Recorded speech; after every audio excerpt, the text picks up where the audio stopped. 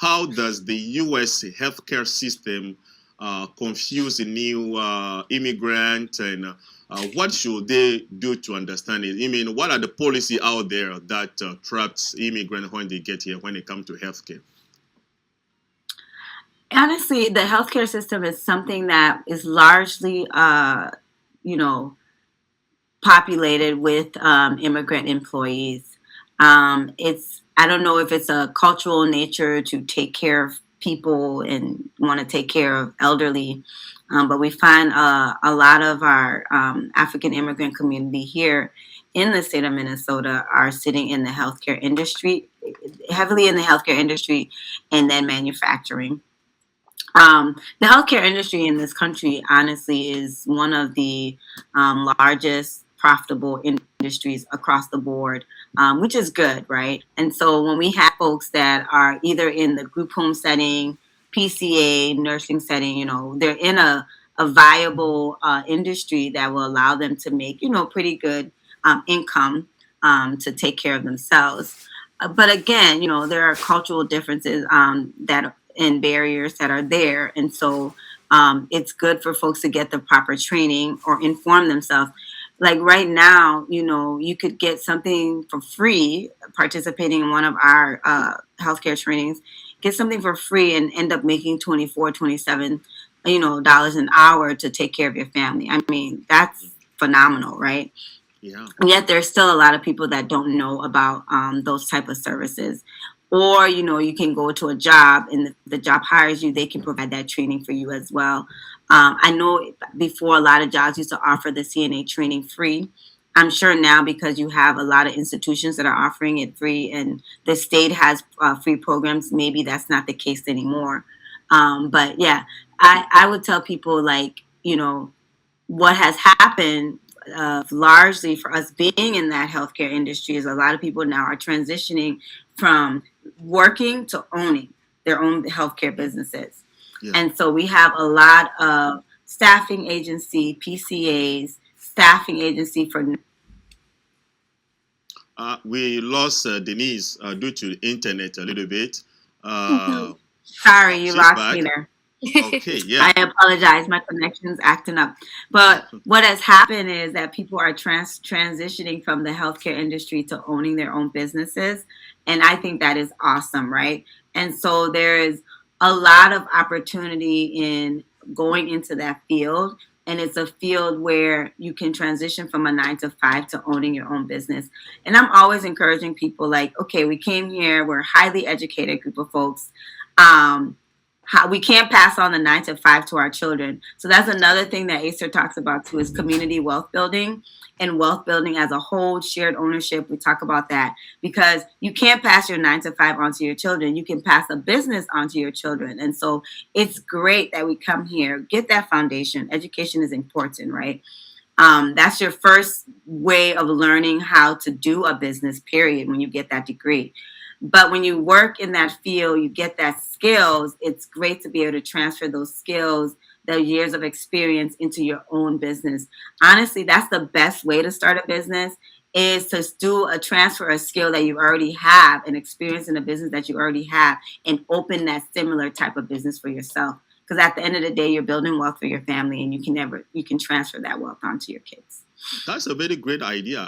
Yeah, that's a very great idea. I mean, especially when it comes to mechanic, for instance, or people who do the manufacturing.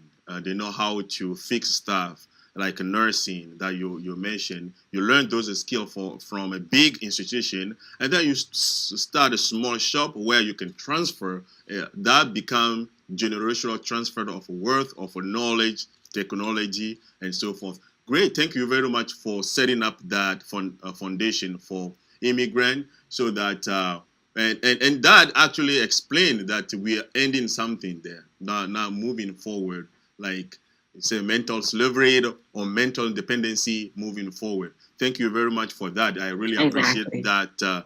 that you're setting up that foundation. We are here as a Radio La Famille also to support, to bring the message out there. And that's the point. The point is to educate ourselves in a family, to talk about the reality, what's going on. And let's talk, mom and dad.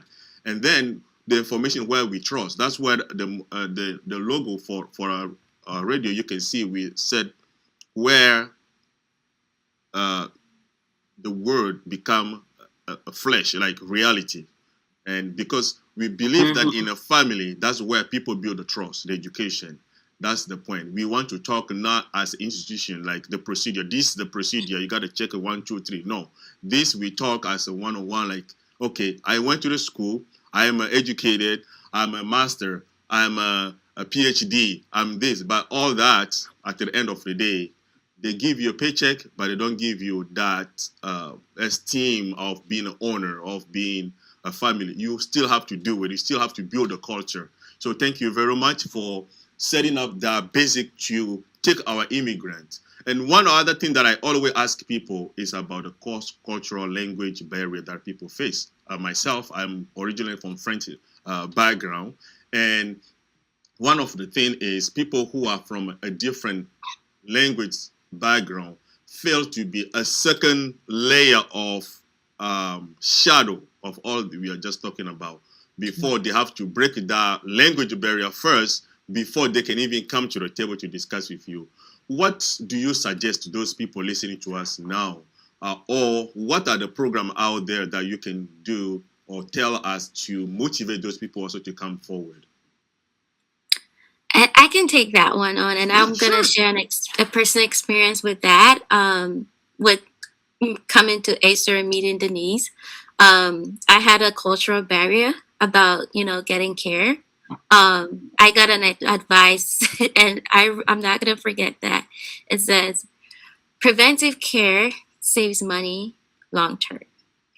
That was the advice that I got from her personally. I was biased in my own way, thinking about, barrier, they don't understand me. I feel like I don't get what I needed. I feel like I have to do a lot of explanations everywhere I go. I'm even scared to get there. Sometimes the translation is complicated, it's complex. Now I have to sign all these forms and things like that.